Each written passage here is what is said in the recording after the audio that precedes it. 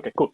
So thank you so much for putting together this great program and also providing us with the opportunity to present this paper. This is joint work with two of my excellent co-authors, Kunal, who's at Rice, and Varun, who's a PhD student at LBS and might be on the job market next year. So this is still a preliminary paper, and we are seeking feedback and appreciate any comments and thoughts that you may have. And I can see through the Slack channel that there have been some good comments and great questions that have already been posted that we perhaps will be addressing in the next 30 minutes or so. So the big picture that in this paper that we are trying to address is the fact that can long-term shareholders actually use engagement as a tool to address specifically issues related to climate change risk in their portfolio firms. So as we know, climate change risk actually poses a significant risk for firm profits, household wealth, and capital markets at large. And these risks are quite substantial. To give you a sense of this, in the US, a recent report by 13 federal agencies actually suggests that absent of any mitigation or adaptation policies by firms, this could actually reduce the US size of the US economy by about 20% in the aggregate. And increasingly, you see investor coalitions like the Climate Action 100 Plus, which came into existence in 2018, where investors are increasingly caring about the long-term viability of their investments and are actually putting pressure on the boards to adequately address climate change risk. So against this backdrop, in this paper, we asked this question that can these long-term shareholders, if at all, use engagement as a new tool that's available to them in kind of ensuring that they can adequately address these climate change risks in their portfolio firms. So before we kind of delve in more into this, I think it's important to understand what we mean by environmental activism in general and how do we think about its importance in this new world of sustainable investing. So typically, environmental activism involves shareholders engaging with the board with the pursuit of improving the corporate environmental behavior of these firms in general. And we know that there is a growing interest in this environmental activist investing, but there remains a gap in our understanding of if at all they are effective, and if they're effective, what and how they're doing so. On the one hand, we kind of know there is this big literature on shareholder activism, which kind of has shown that these campaigns can be effective in improving financial, operational, and performance and the governance of these firms. At the same time, you also have this new and growing literature on sustainable investing, which shows that increasingly investors have changing preferences towards wanting more of sustainable firms in their portfolios. And much of this literature has actually focused on divestment campaigns, which the literature has kind of come to a conclusion is actually comes at a cost of lower future expected returns in general. So between these two literatures of shareholder activism and changing investor preference, we know very little, if at all anything, about the ability and the willingness of these long-term shareholders to actually affect change to the firm, to the stakeholders, and the economy broadly at large.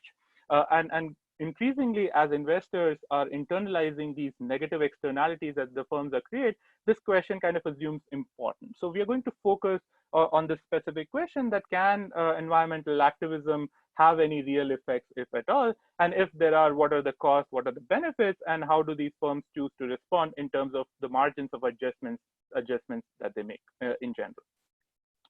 So in this paper, if I run out of time, hopefully I don't, this is what we are going to do. We use a activist campaign by a large pension fund in the US as a setting to understand whether or not environmental activist investing is indeed effective. And what we find is that these investors can indeed improve firm environmental impact.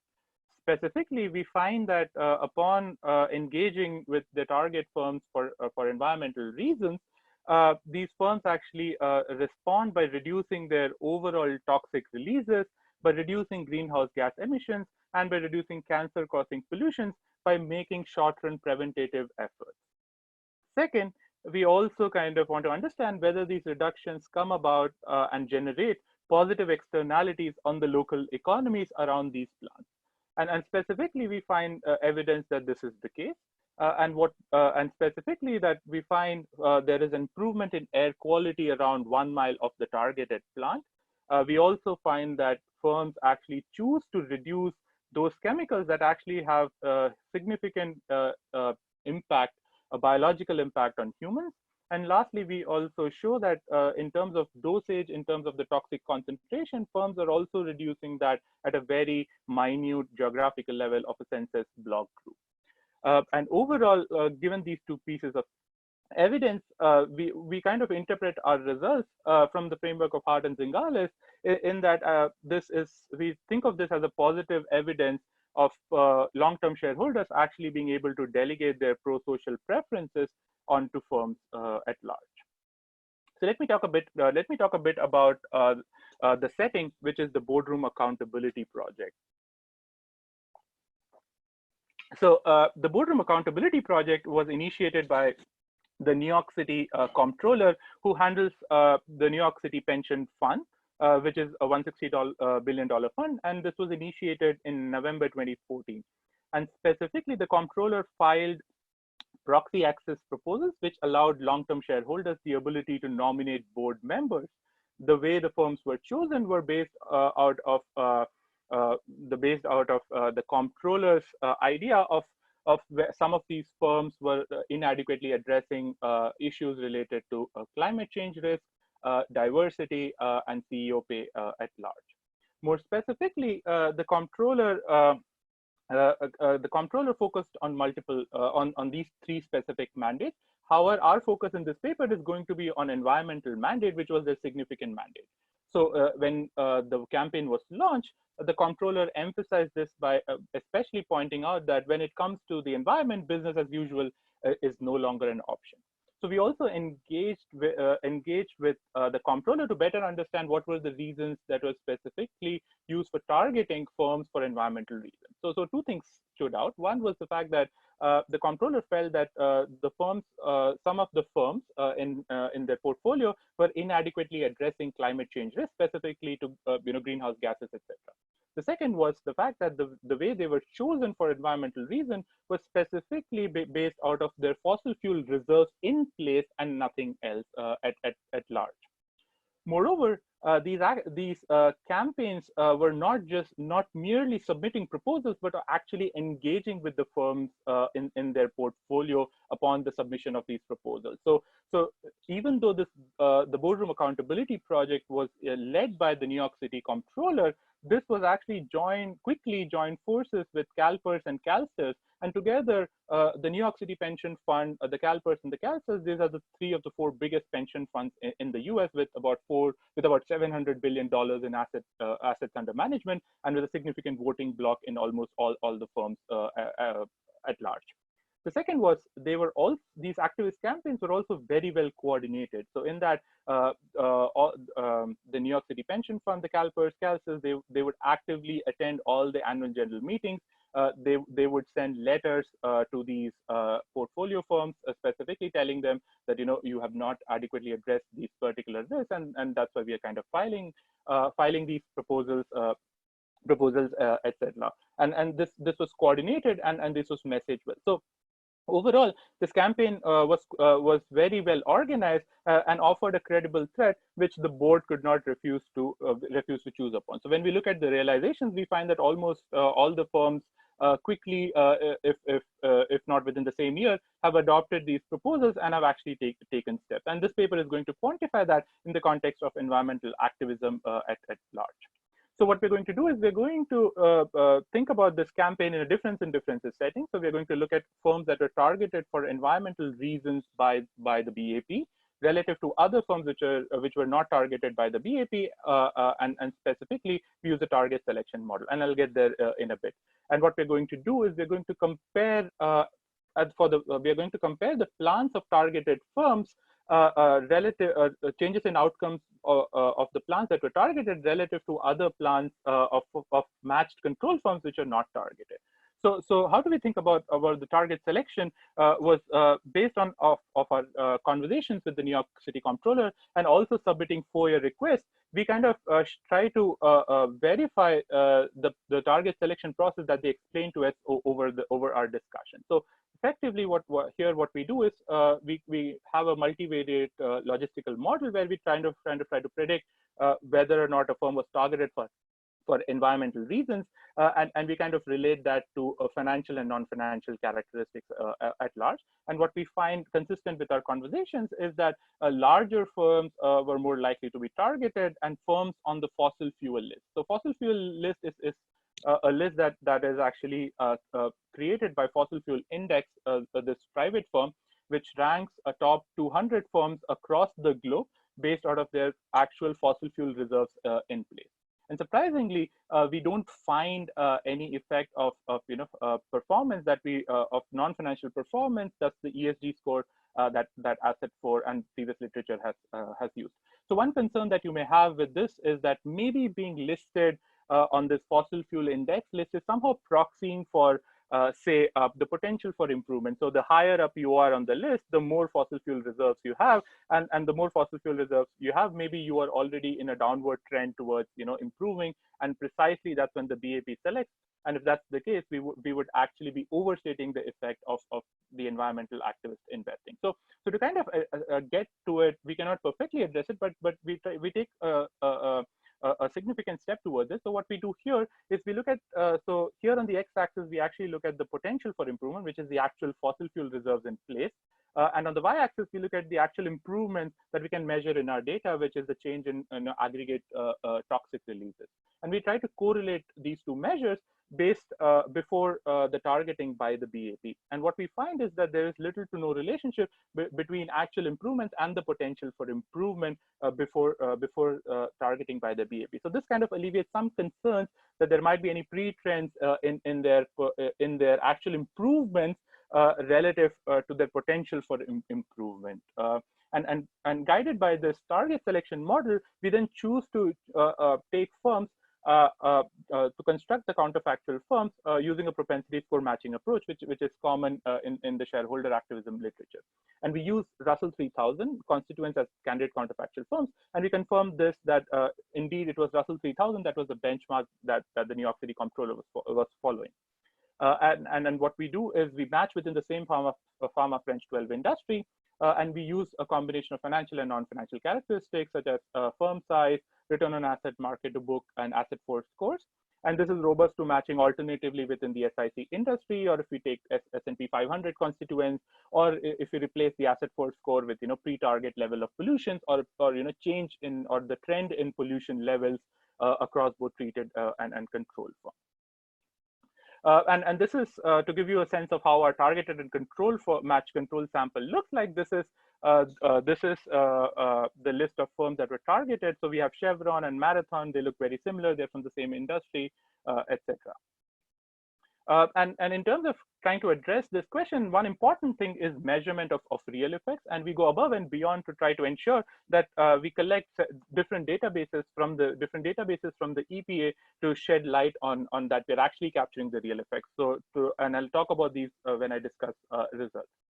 So if anything, if I run out of time, this is the main result that I want you to take away today about this paper. So here what we do is we look at the total toxic releases from the toxic release inventory program of the EPA. And here we kind of look at around the targeting by the BAP, what happens to the plants of treated firms versus plant of control firms. So red triangles are the plants of the control firms, and blue circles are the plants of treated firms. And what we find is before the targeting, all coefficients are normalized to t equals to -1. So before the targeting, we don't find any significant change or difference among the treated in the pollutive activity of treated and controlled plants. However, after the targeting, we find that it's almost there is no change among the control firms. However, we find a significant and persistent downward trend in the pollutive activity of the plants of target firms. So this is kind of in the raw data, kind of showing you that around the targeting, plants of these targeted firms were indeed responding to these activists activism campaign by reducing and taking efforts to change their corporate environmental behavior. So more formally, we adopt a regression framework. So here we adopt the following difference in differences specification. And unlike the previous result, our emphasis is to ensure that we are also able to capture the differences in the pollution intensities across different industries. So we are careful in also scaling this by a metric of either COGS or assets or sales. Throughout the paper, I'll show you results with COGS, but it's robust to alternative scaling metric as well. And the coefficient of interest is beta 2, which actually captures the within plant changes in environmental behaviors around the targeting by the BAP. So if we focus on column 1, which captures the total toxic chemical release, there is a significant reduction in the pollutive activity amongst the firms that were only targeted for environmental reasons relative to matched control firms. So in terms of magnitude, we find that relative to the sample mean, this represents a reduction of close to 20%, and that's huge for a short time period of 3 to 4 years that we're able to look at. Second, firms also have the ability to choose where they want to change their pollutive activity. They can do this through on-site, which is whether they can reduce it on the site of production, or they can send off their pollutive activity to some physically separate plant that's called off-site. And what we find is that most of these reductions are indeed, if anything, coming from changes in on-site chemical releases as opposed to off-site releases. So again, this is kind of telling you that firms are actively making changes on-site to reduce their pollutive activity in response to targeting by the BAP. Moreover, the EPA data also allows us to break down the medium of these chemical releases. So typically, plants can release toxic pollution either into air, ground, or water bodies. In our sample, all the targeted firms were focused on releasing this in air and water. We almost have no plants that are releasing into the ground. And again, when we are able to disentangle this based on air or water, we find that most of the decrease is actually coming from firms reducing their stack air emissions or air emissions at large. So remember, at the beginning, I had also mentioned that in the context of BAP, they were focused on firms that were inadequately addressing climate change risk. And specifically, if that's the case, then we should also perhaps see reduction coming from those gases, say, think about methane or carbon dioxide that specifically affect global warming. So to kind of shed light on that, we focus on the greenhouse gas reporting program. This is a different program from the previous program with which we are using the data on. So here, this reporting program gives you information on the largest plants that are emitting greenhouse gases. So here you see that our observations drop significantly. However, nonetheless, when we look at the total emissions, we find that there is a significant reduction in emissions for greenhouse gas emissions. And these come about from reductions in carbon dioxide and methane, which are the two of the most lethal emissions in regards to global warming. So overall, we kind of present this overarching evidence that there are reductions in toxic chemical releases that come from active on-site reductions. These reductions come about through stack air emissions and specifically through greenhouse gas emissions, which was the focus of the BAP. So this begs the question that can or do these changes actually have positive externalities on the local economy? Remember, again, the BAP was only targeting them by telling them of the inadequacy in their addressal of climate changes. It did not tell them what to do. So all of these are inferred by revealed preference as that firms are actually making these changes in and of themselves and are making substantial changes. So in terms of the positive externality, we focus on classifying the chemicals. So even though all the chemicals in the TRI database are toxic and hazardous, some chemicals are more so than others. So here we are able to classify whether they're cancer causing, and if conditional on them causing cancer, which part of the body are they more likely to affect? And what we find here is that when we classify based on which system of the body they affect, we find that most of the effects actually materialize from reductions in cancer-causing pollutions that actually affect respiratory systems. And when you think about the magnitude, this magnitude on this estimate is close to 40%. So firms are actually choosing to alter their emissions in such a way that it's kind of having a significant impact on the biological and hazards on humans at large.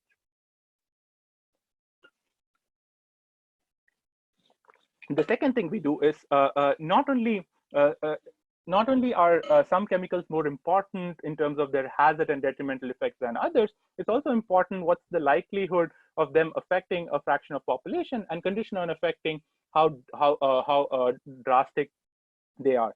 So the EPA comes up with this unitless score called the RSEI, which takes into account this interaction of toxicity of the chemical that was released in the TRI database, interacted with conditional on it affecting a fraction of population and their exposure, how toxic this is. So this is measured at the census block group level, and it's a score, it's a unitless score in general.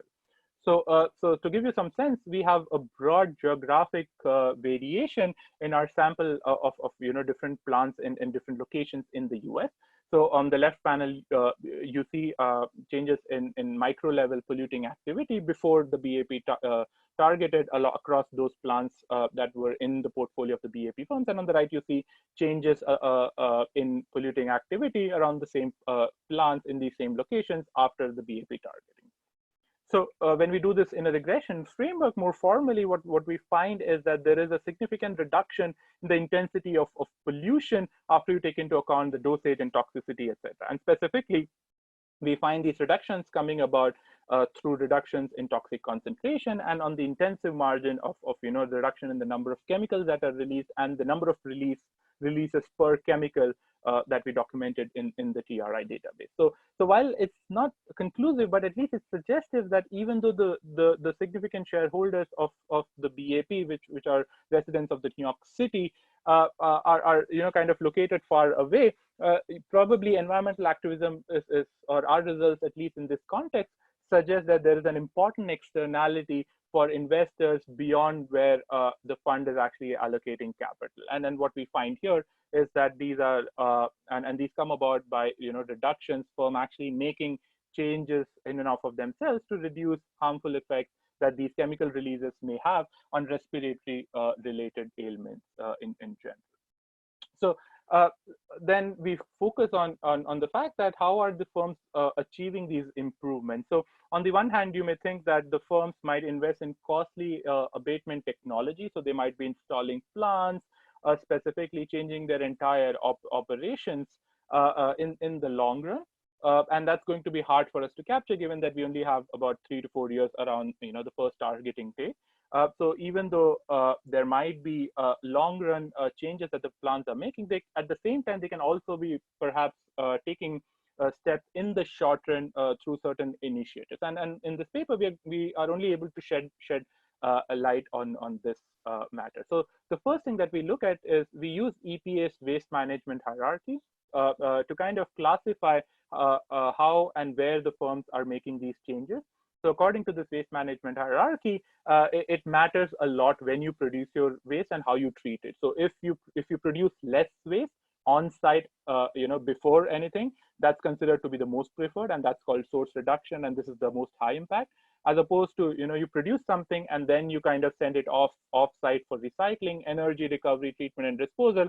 Those are kind of least preferred. So in the data, we can actually see how the plants are actually changing this. And we're able to classify whether these reductions are actually coming from high impact changes that they're making, high impact as defined by the EPA's waste management hierarchy, or as opposed to it coming from low impact. And what we find is that almost all the changes that we documented in our baseline in terms of reductions of chemical release are, if anything, coming from production related waste changes.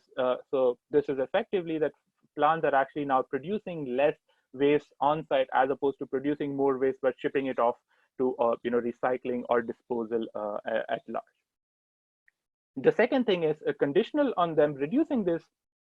What are the steps, if at all, if we can measure that they're taking to reduce this production related? As I mentioned, we will not be able to shed specific light on the long-term a startup cost or investments in abatement technology, but we definitely can see in the data how they're doing so. And specifically, we focus on these metrics from the pollution prevention database of the EPA, which allows us to classify what are the preventative efforts that the firms are taking. And when we look at different processes, what we find is that most of these improvements are actually coming from short-run operational efficiencies that these firms are making. And specifically, these are coming about from inventory control and spill and leakage prevention. So between us, we are 3 engineers. So this was a very exciting project in that when we were looking at anecdotal evidence, all of us had some semblance of engineering stuff that we were able to remember. So consistent with what we find in this particular table of preventative efforts, we go on to look at the anecdotal evidence in their sustainability reports, and specifically we find these improvements also being reflected in the sustainability report. So we find that, for example, Devon Energy is replacing pneumatic controllers for better spillage and leakage prevention. You find that Chevron is installing pneumatic controllers for preventing and reducing gas flaring and venting. So this is kind of reassuring that it's not just an artifact of the data that we're finding, we're also finding this consistently in the sustainability reports through a different channel and a different database or data set altogether. So all of this question, and I think some of these questions regarding were also raised during the facilitation in the Slack, is that how do we think about these changes and how investors perceive these changes and how are they affecting the firm performance? So again, here we are cautious in trying to not say too much about the long-term performance, but at least being able to shed light on the costs and benefits in the short and near term. And that's the best that we can do given what we have. So first, we kind of try to focus on what's the short-term financial performance. Specifically, maybe the firms are actually investing in the long-term in abatement technologies, and those could be reflected in balance sheet and income statement. And if that's the case, you should see some sort of changes in short-term financial performance, but we would not be able to gather that in the data because it might take 10 years for it to materialize. So when we focus on 2 proxies for short-term financial performance in the form of return on assets and profitability, we find that firms that were targeted for environmental reasons were indeed have a negative change in their return on assets and profitability. So again, we are cautious in kind of trying to interpret this too much, but at least this is suggestive that perhaps there are some short-run implications for negative implications for the financial performance. When we look at a metric of distress risk as proxied in the accounting statement, we don't find significant changes to Altman Z-score at large. The second question we are interested in is how do investors perceive this environmental activist BAP campaign? And then there was, before our session, I saw there were a couple of other points that were noted. So here we look at stock price reactions around the BAP campaign for the first set of firms that were targeted in November 2014. And the reason we do so is because that's the exact date when we can observe the campaign and the specific date. And when we focus on environment firms, what we find that across the board, there is a positive stock price reaction to the BAP campaign. Again, the way we interpret this is that investors are not assigning a negative value to such BAP campaigns, and that firms are actually learning about investor preferences about maximizing stakeholder value. Also, it could be the case that given that we only have one date, there could be other confounding effects that could be driving this. Or it could be that investors are perceiving proxy access proposal to be a lot more valuable as opposed to the environmental campaign specifically. So we cannot disentangle these stories, but our preferred interpretation is that firms are actually learning about investor preferences in terms of stakeholder maximization at large. There are also some concerns that were raised. So I'll just walk through a couple of them, which seem to come up again in the Slack. One is specifically reporting biases. And what we specifically focus here is we look at data from the air quality monitor. So this is 80,000 air quality stations that record air quality for each plant. And we're able to match within 1 mile of the targeted plant what happens to air quality. And what we find is that we find significant improvements in air quality around the targeted plants. The second issue, which I think Rick had facilitated, was about spillover effect. So how do we think about this? So specifically, if the concern is that firms are responding not to the specific sustainability mandate that they're targeted for, as opposed to the BAP campaign at large, then it should be the case that maybe firms that are targeted for the CEO pay or firms that are targeted for governance reasons should also respond. And if they respond, then we should kind of take this as evidence that the firms that are targeted for environment reasons were responding not because they were targeted for environment, but they were indeed responding for the size and influence of BAP at large. And when we focus on firms that are targeted for CEO pay or governance, we don't find that those firms are indeed responding. So this kind of is the first evidence that there are no spillover effects, and this is actually coming through a direct channel, that firms are indeed responding to the specific environmental mandate that they were targeted for, as opposed to other issues that were brought forward across at large. The second thing is, maybe you are also concerned that targeting for proxy access in and of itself is informative about some sort of influence that the BAP would like to have in the future. And if that's the case, then maybe what we're picking up is some effect of proxy access targeting and some effect of environmental activism. So to kind of disentangle that, when we focus on firms in a different sample that are only targeted for proxy access, we don't find that those firms are responding. So this is not the BAP. These are other activist investors who are targeting firms for proxy access. And when we look at the sample, we don't find that firms are actually changing their behavior when they're targeted for proxy access. So these two pieces of evidence put together suggest that this seems to be coming, the changes that we're documenting seems to be coming about from a direct channel in general. And we also we also do tons of robustness in terms of propensity score matching and whether or not they're globally changing it.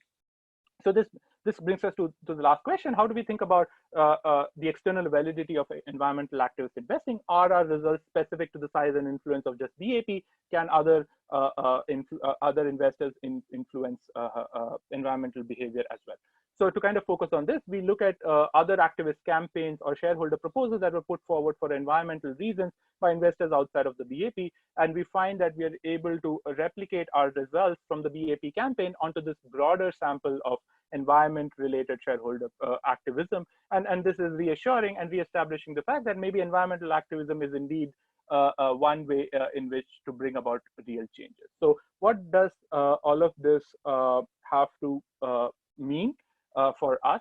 Is the previous literature has kind of excessively focused on divestment campaigns as a significant way for long-term investors, such as pension funds, to actually think about addressing change. And typically, this literature looks at investors moving away from low sustainability funds or low sustainability firms to high sustainability firms. But this literature has also kind of focused on emphasizing that such movement away from low sustainability to high sustainability or investing only in high sustainability comes at a cost of lower future expected returns. However, we think that our paper is kind of providing a counterpoint to this literature by documenting and showing that perhaps institutional investors can use engagement and environmental activist investing as an important tool to bring about real effects and changes along corporate environmental behaviors along the targeted firms. And in line with that, what we find is that using this specific campaign by this large pension fund and in an external validity setting, we find that there are significant reductions in cancer-causing pollutions, in reduction in greenhouse gas emissions, and firms are doing this through active on-site preventative efforts. And our results are encouraging in that it also shows that it generates positive effects on the local economy. And we interpret our results suggestive that investors can indeed delegate their pro-social preferences. And coming back to the big picture that I raised at the beginning, these results are encouraging in that it suggests that perhaps an alternative to divestment is engagement, and going forward, that could actually be an important tool in addressing climate change risk, with now more and more coalitions that are forming among long-term investors to adequately address climate change risk. Thank you so much. And